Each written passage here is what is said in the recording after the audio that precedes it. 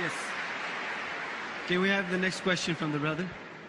Morning, Mr. Zakir Naik. My name is James Damani. First of all, I want to thank you for what you're doing here. I've really taken a lot away from here, I'm sure. My question is on your point number 3. Actually, I have 3 questions, if you could be so kind.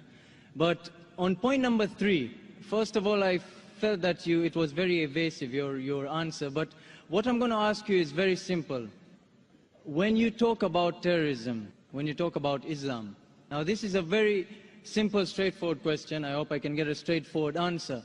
With what's happening in Pakistan, Iraq, Afghanistan, just to name a few, I'm not stereotyping, I hope no one takes offense. But when you hear on the news that a woman is cooking food for her kids and then a suicide bomber comes and kills them, I want to ask you a simple question. What is that? Is that Islam, or is that people who don't understand what Islam is and they have their own perception of Islam? And please, let me ask you one more thing. Can you give me an answer that is not in World War I or something there were more people that died, or this is all propaganda and these are Americans killing people and that's hear my answer and then you pass your comment, inshallah. Yeah, I want just that type of answer. Hear my answer, then you can pass your comment. Huh? The brother asked the question that years in Afghanistan and Pakistan, a woman cooking food, a suicide bomber comes and blows up and kills. As far as Islam, what the media is saying, forget about it. I'll give you ruling of Islam. Whether what the media says right or wrong. Quran says in Surah Ma'idah, chapter number 5, verse number 32, if anyone kills any other human being, unless it be for murder or for spreading corruption in the land, it is as though he has killed the whole of humanity. Any person kills any other human being, whether Muslim or non-Muslim, unless it be for murder or for spreading corruption in the land, it is as though he has killed the whole of humanity. And if any human being saves other human being, it is as though he has saved the whole nation. So according to the Quran, killing any single innocent human being is prohibited. If a suicide bomber comes and kills a woman who's cooking, she's innocent, it is 100% prohibited, whether done in Pakistan or Afghanistan or America or Dubai. Is the answer clear? Okay. 100% wrong. Whoever's doing it, whether namesake Muslim or American or propaganda, whoever's doing it, it is totally prohibited. Okay. Fine, so is it clear answer? That is clear. 100% clear? 100%. Whether you do, anyone so does. Wrong, yeah? 100% wrong. It is as though he has killed the whole of humanity. There is no other scripture that I know of today. Okay. There is no other scripture that I know of today that gives this statement that if you kill one human being, it is as though you killed the whole humanity, except the Quran. There is no other scripture that I know which says that if you save one human being, you have saved the whole of humanity. No other scripture. Perfect. Now, can I ask you something? Yes, you told me this is wrong, yeah? 100% wrong. Fine. Now, why are you here?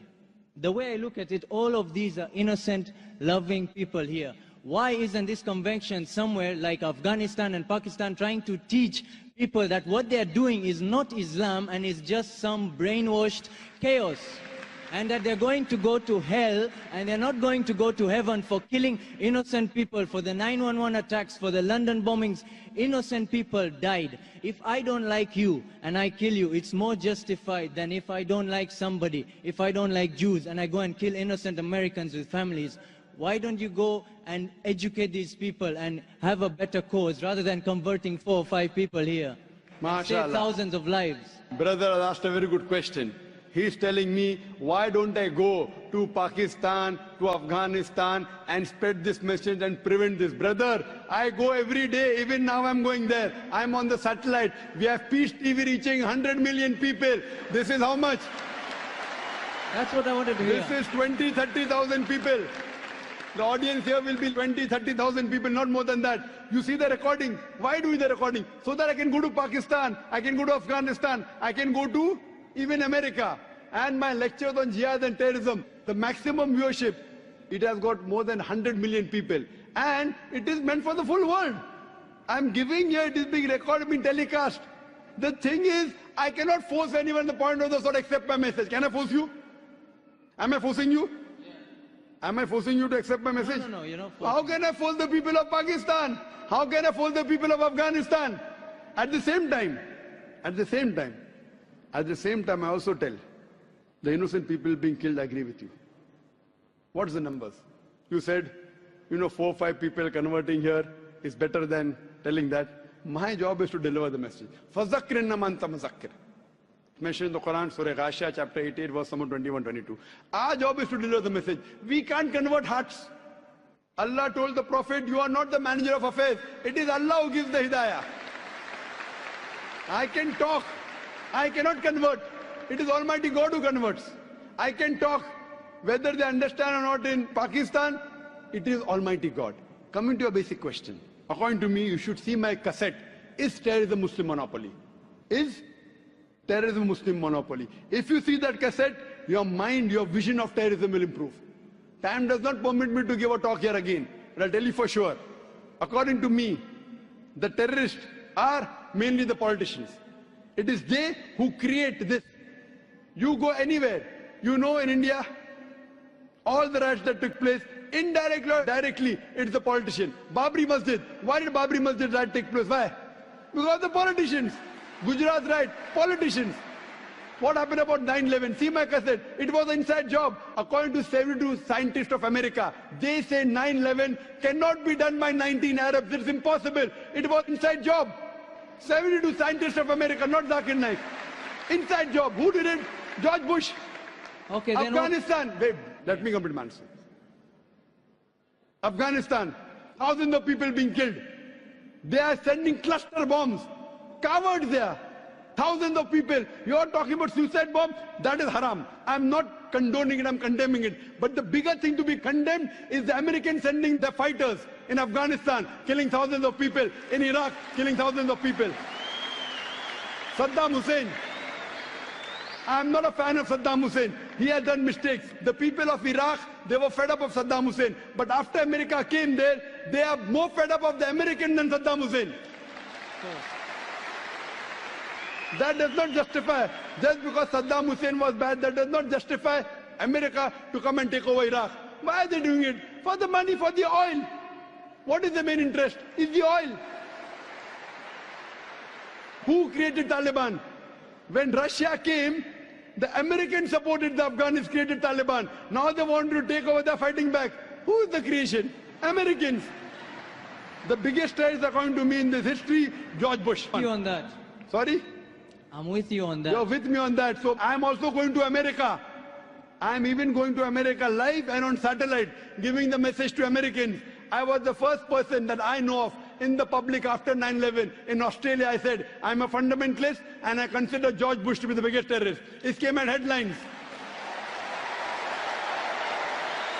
In December 2001, when I gave a talk in Australia, when the Consul General asked me that what do you consider, who's a terrorist? I said George Bush #1. It came as headline, Dr. Zaakir Naik calls himself a fundamentalist and considers George Bush to be terrorist #1. Now every Tom, Dick and Harry is calling him a terrorist. At that time, no one had the guts. What we realized, we are speaking the truth. Now whether George Bush, many people say, when I gave a talk in London on terrorism, very good talk, people enjoyed. A youngster comes and says, death to George Bush, death to George Bush. Full talk of mine gone. Our beloved Prophet Muhammad Sallallahu Alaihi Wasallam, there were two staunchest enemies of Islam. Both were called Umarain. The Prophet prayed to Allah that give hidayah to one of these two Umar, and Umar bin Khattab, who was the second caliph of Islam, Allah gave hidayah, who was the staunchest enemy of Islam, became the staunchest supporter. Therefore I said, may Allah give hidayah to George Bush. I cannot. I can speak. I cannot give hidayah. I can tell him what he's doing is wrong. I don't want to kill him. I want him to accept Islam. Killing is useless. What's the use of killing? Accepting is better. So that's the reason we are giving the message. Those whose hearts are opening, they're accepting. Inshallah, God will open your heart also one day. So when God opens your heart one day, I cannot do it. I can give the message, I can't force you. Unless God gives you, unless you strive. If you strive, God will help you. If you don't strive, your heart will not be opened. Some people ask questions only for questioning. A question pushne ka hai. But the true gentleman, Marat ka bachcha wo hai, when he gets the answer, he accepts it.